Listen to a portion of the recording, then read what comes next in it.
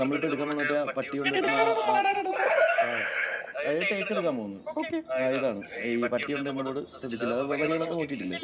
ഇല്ല. എന്നാ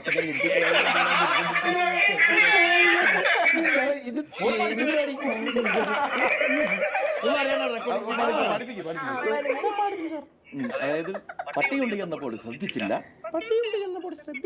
അത് സീനാകുമെന്നും അവൻ ചിന്തിച്ചില്ല,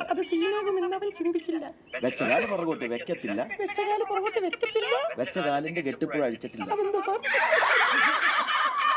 സംശയം